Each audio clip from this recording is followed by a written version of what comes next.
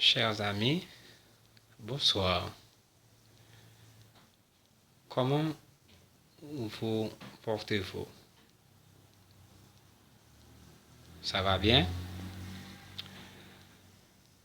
Ce soir, sur mon plateau, sur ma chaîne,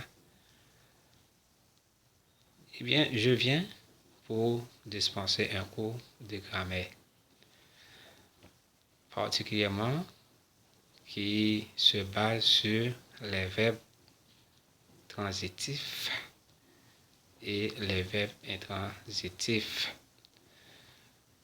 Je vous invite donc à suivre ce cours parce qu'il est très important. Donc souvent, vous avez besoin de savoir, vous avez besoin d'utiliser les verbes transitifs et les verbes intransitifs.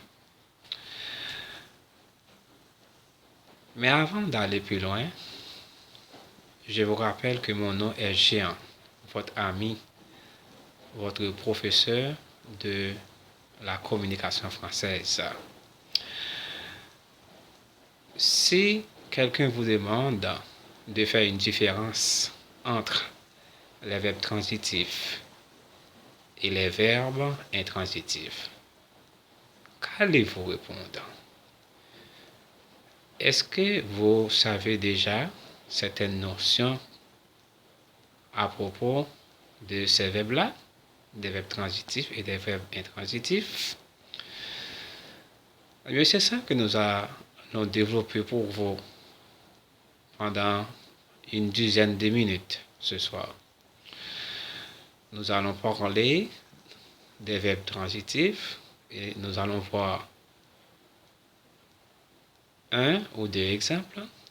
Et ensuite, nous parlerons des verbes intransitifs aussi et nous verrons deux ou trois exemples. Et la semaine prochaine, nous ferons des exercices pratiques sur ce cours que nous venons de faire aujourd'hui même. Suivez avec attention ce cours car vous en aurez besoin dans la vie. Quand dit-on qu'un verbe est transitif? Un verbe est transitif, c'est quand il admet un complément d'objet direct. C'est ce qu'on appelle en grammaire COD. Je reprends. Un verbe est dit transitif quand il admet un COD, c'est-à-dire un complément d'objet direct. Exemple. Mon père regarde la télévision. Ici, on peut classer le verbe regarder parmi les verbes transitifs. Pourquoi? Parce que le verbe regarder est suivi des compléments d'objet direct. Comment savons-nous que ce verbe est suivi des compléments d'objet direct?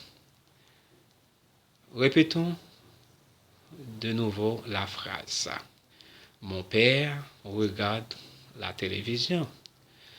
Alors, pour savoir que le verbe regarder est un verbe transitif, nous devons poser la question.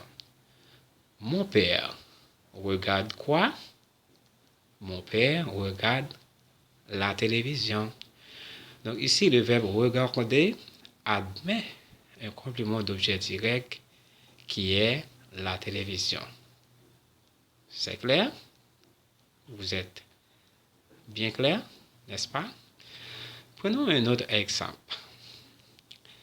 La maman prépare le repas. Ici, on peut classer le verbe préparer parmi les verbes transitifs. Pourquoi? On va faire la même chose. On va poser la question pour trouver le verbe. Ici, on peut dire que la maman prépare quoi? Le repas. Donc, le verbe préparer admet un complément d'objet direct qui est le repas. On va poser la question, la maman prépare quoi? Le repas. Donc, ici, forcément, il y a un complément d'objet direct qui est suivi par le verbe préparer. Donc, ce sont des exemples que je vais vous donner pour vous expliquer quand est-ce que le verbe est un verbe transitif. Maintenant, quand est-ce que le verbe est un verbe intransitif? Eh bien, contrairement avec le verbe transitif, qui admet un complément d'objet direct, le verbe intransitif n'admet pas de complément d'objet. Donc, à ce moment-là, il est un verbe intransitif. Vous voyez la différence? Je réponds pour vous. Un verbe est intransitif quand il n'admet pas de complément d'objet direct. Vous faites la phrase, mais vous cherchez le complément d'objet direct, vous ne le trouverez pas parce que ce verbe n'admet pas de complément d'objet direct. Nous allons prendre deux exemples pour vous montrer cela. La neige tombe. La neige tombe. Ici, le verbe tomber est un verbe intransitif parce qu'il n'admet pas de complément d'objet direct. Le bébé pleure.